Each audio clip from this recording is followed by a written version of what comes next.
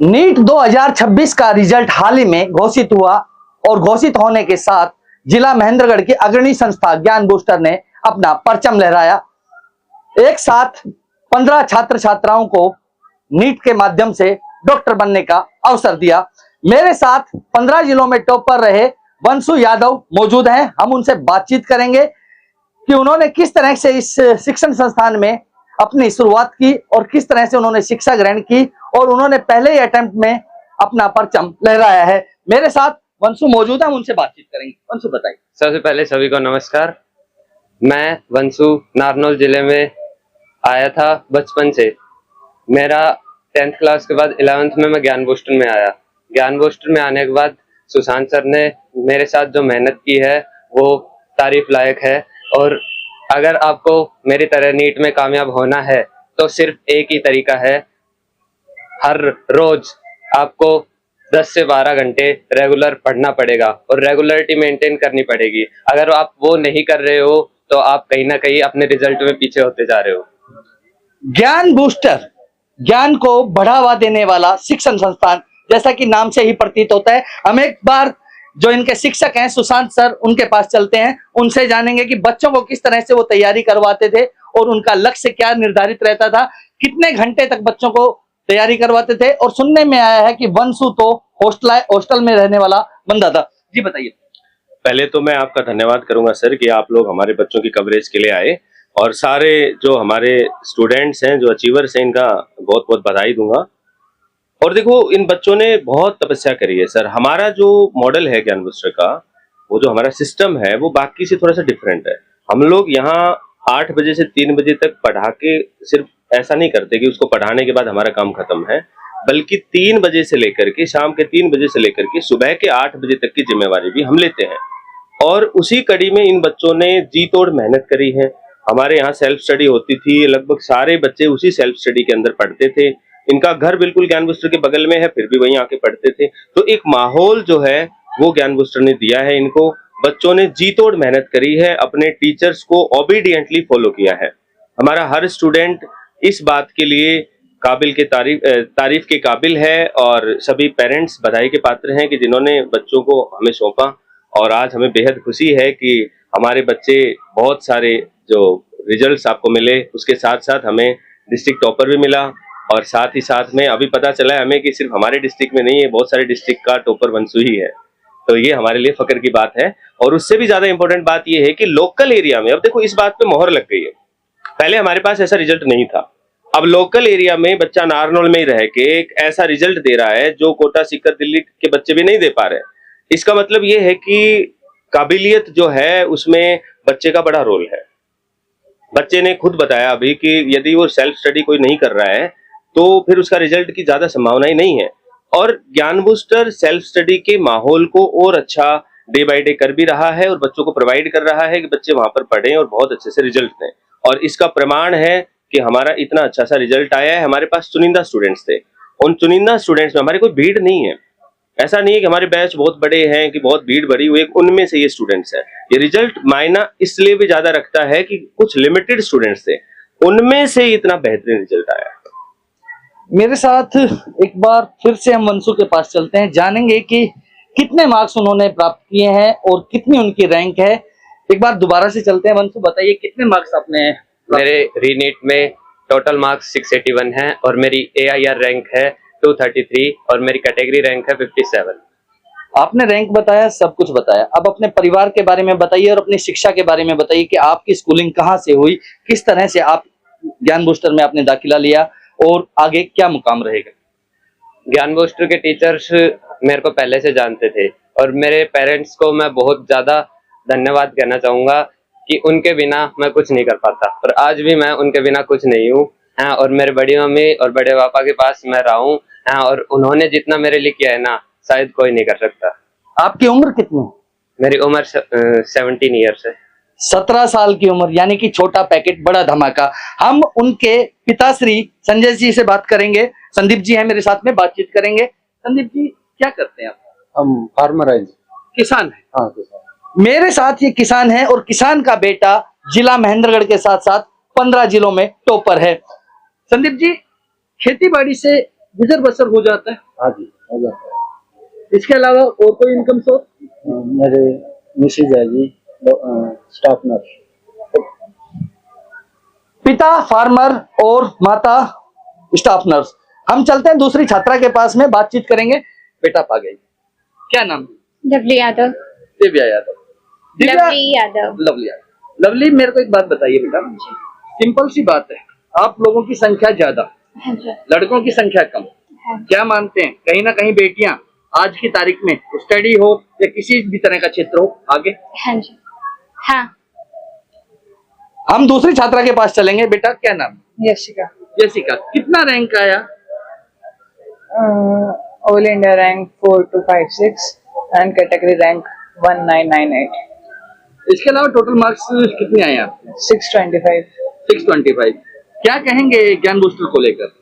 ज्ञान बूस्टर ने मेरे घर के बिल्कुल साइड में ही एक ऐसा एनवायरनमेंट मुझे दिया जिसकी वजह से मुझे बाहर नहीं जाना पड़ा, क्योंकि मोस्टली हम देखते हैं हम जब बाहर जाते हैं कोटा सीकर जाके पढ़ते हैं तो उधर बहुत ज्यादा प्रेशर होता है, बच्चे के ऊपर बहुत ज्यादा कॉम्पिटेटिव प्रेशर है, और वो कम करने के लिए मेरे घर के साइड में इतनी अच्छी कोचिंग है जिसमें इतना अच्छा पढ़ाते हैं टीचर्स, हर time they are available for doubts. और हम रात के 12 बजे तक भी, मैं खुद रात के 12 बजे तक सेल्फ स्टडी करती थी हॉल में बैठ के, और बिल्कुल पिन ड्रॉप साइलेंस। बेटा कितने घंटे स्टडी करते थे टोटली? दिन के कंटिन्यूएशन में ही 10 से 12 घंटे तो पढ़ना ही पड़ता है। 12 घंटे की स्टडी के बाद नीट में परचम लहराया है। मेरे साथ एक और बेटियां हैं, हम उनसे बातचीत करेंगे। भैया क्या नाम है आपका? अंशिका। कितने मार्क्स आए? कहाँ स्टडी करते हैं? कैसा एनवायरनमेंट रहा, बताएं। 11th से ज्ञान बूस्टर में मैं स्टडी कर रही हूँ। यहाँ पे एनवायरनमेंट काफी अच्छा है कि कहीं बाहर नहीं जाना पड़ा, और यहाँ पे सारी फैसिलिटीज अवेलेबल हो गई थी। इसी तरह के शिक्षण संस्थान में जिस तरह से शिक्षा ग्रहण कर रहे हैं आप, एनवायरमेंटल किस तरह का रहा? पढ़ाई कितने घंटे करते थे? कौन से पहले अटेम्प्ट में आपने नीट को क्लियर किया है या दूसरे में? फर्स्ट अटेम्प्ट है। आपके साथ कौन आया है? मम्मी आई है और मेरा भाई आया है। बुढ़िया क्या नाम है? अंशिका। अंशिका, कितने मार्क्स आए और कैसा महसूस हो रहा है कि प्रथम चरण में ही आपने नीट में सफलता हासिल की है और सफलता के साथ साथ अब डॉक्टर की पढ़ाई करेंगे, क्या कहेंगे इसको लेके? मेरे मार्क्स 550 थे और ये मेरा फर्स्ट अटेम्प्ट था, और मैं बस मेरे मम्मी पापा और सुशांत सर का मेनली थैंक यू करूंगी, क्योंकि उनके बिना तो मैं कुछ भी नहीं हूँ। जितना उन्होंने सपोर्ट किया, एक तो रीनीट हो गया था, मतलब तब तो ब्रेकडाउन चला गया था कि अब क्या होगा, पर जो मेरी मम्मा है उन्होंने मेरा बहुत साथ दिया था उस टाइम पे। मेरे पापा ने मुझे बहुत ज्यादा सपोर्ट किया था, और जो सुशांत सर है उन्होंने तो कभी हाथ छोड़ा ही नहीं। उन्होंने तो यूँ बोला था कि आप अगर किसी भी लेवल पे हो हम आपको ऊंचाइयों तक पहुंचाएंगे। तो thank you so much Sushant sir. आपके साथ कौन कौन आया? मेरी मम्मा है, मेरे पापा, मेरे दादा दादी, मेरी चाची जी भी आई हैं। आपकी मदर आपके के साथ है। बताइए आपका क्या नाम है? मेरा नाम सुषमा है। गुड़िया घर में आने के बाद कितनी देर पढ़ाई करते थे? रात को 12 बजे तक पढ़ती थी, जब मन करता था बीच में थोड़ी देर अपना गैप ले लेती, फिर अपना पढ़ने लग जाती थी। कहने का मतलब है 12-12 घंटे तक की हाँ, पढ़ाई। हाँ जी, और उसके बाद सफल। हाँ जी। तो ये मेरे साथ कुछ पेरेंट्स जुड़े हुए थे, हमने उनसे बातचीत की। कुछ छात्र छात्राएं हमसे जुड़े हुए थे जिन्होंने ज्ञान बूस्टर को लेकर बताया कि शिक्षा के क्षेत्र में आज की तारीख में अग्रणी क्षेत्र जो है वो ज्ञान बूस्टर है। ज्ञान बूस्टर को लेकर छात्र छात्राओं ने कहा कि हम 12-12, 14-14 घंटे पढ़ाई करते थे, उसके बाद हमने ये सफलता हासिल की है। मेरे साथ अंशिका है, मेरी इनसे बातचीत हुई है, इनके पेरेंट्स से भी बातचीत हुई है।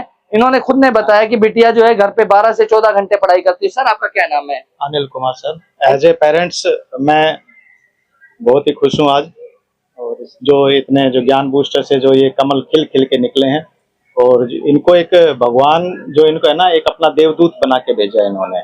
इन सब बच्चों से मैं यही रिक्वेस्ट करूंगा कि अपने आप को एक बिल्कुल शांत, समर्पण और सबके लिए, एक समाज के लिए सामाजिक अपने कार्य करना है। अपने इस को एक डॉक्टरी क्षेत्र को एक व्यवसाय ना बनाकर एक समाज के लिए करना है, क्योंकि ये एक भगवान का ही दूत होते हैं, भगवान का रूप होते हैं। और सारे बच्चों को एज ए धन्यवाद देना चाहूँगा, और एज ए पेरेंट्स मैं सब पेरेंट्सों को ये भी रिक्वेस्ट करना चाहूँगा कि अपने बच्चों को कहीं दूर ना भेजकर जो हमारे पास के क्षेत्र में जो ज्ञान बूस्टर ने जो एक अग्रणीय काम किया है, अपने पहले ही वर्ष में इतने जो 15-16 छात्रों को और छात्राओं का जो इस एंड नीट 2026 में जो